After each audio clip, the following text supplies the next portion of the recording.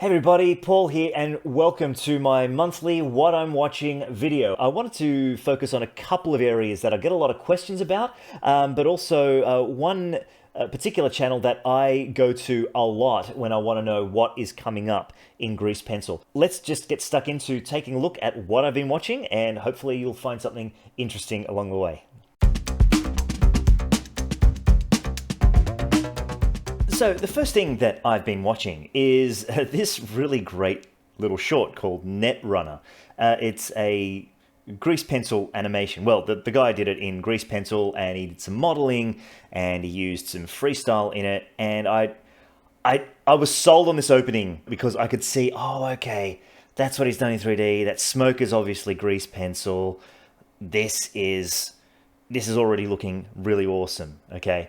And I saw this and I thought, oh, I get it. You know, it's this guy's first effort with doing some animation, and I think it's really well done. I mean, I like the style of it. So clearly, you know, this smoke here is grease pencil, and everything else has somehow been modeled. And at first, this was sort of like an exercise in, okay, what's grease pencil? What's Blender? And that's where I really liked it. I mean, these wires might be grease pencil. This guy might be drawn in grease pencil. And from this point of view, like, it's a really good, shading technique to use grease pencil. And there's, some really nice glows around here. And obviously, all the line work on the 3D stuff is freestyle. And when I get to this, I really like that, oh, okay, we're going to be taken into a stylized world where the character is obviously drawn over some 3D objects. I wish my first effort would have been this good. So I would watch the short of this when it comes out, if there is a short that follows.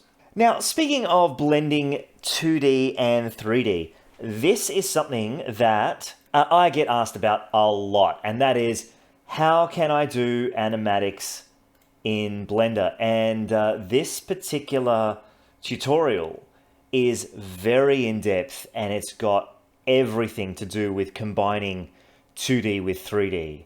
It shows here, some of the results, and the guy obviously knows what he's doing.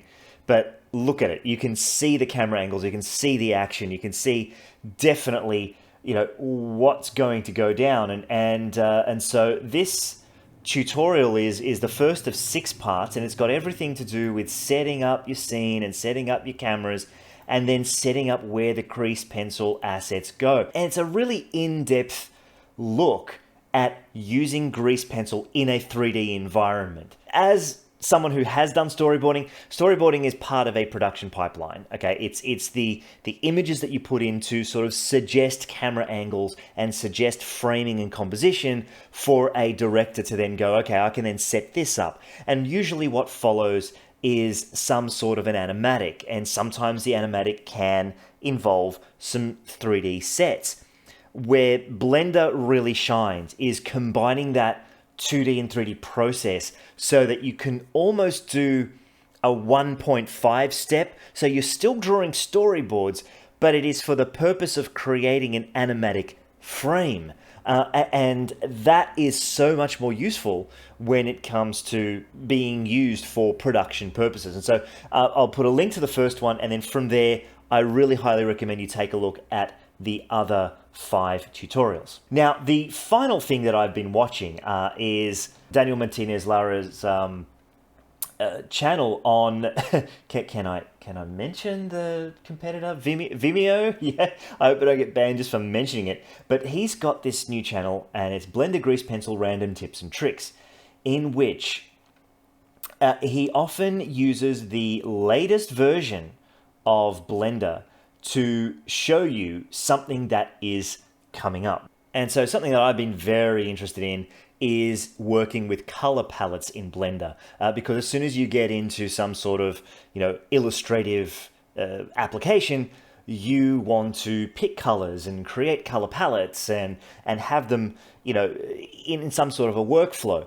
And so Blender has now got that in version 2.83 beta. I was watching Danny Lari's video on that, and I'll be doing a subsequent tutorial on going more in depth than Danny does.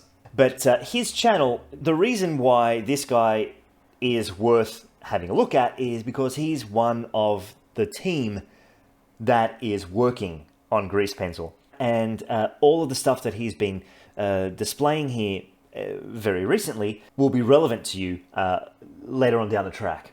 So I hope you got a lot out of that video. As always, if you liked what you saw here and you want to be notified of any upcoming content, do consider subscribing to my YouTube channel. And if you're feeling at all generous, why not join the legions of Patreon supporters over on my Patreon page? It is the support that I get through Patreon that makes the production of these videos possible.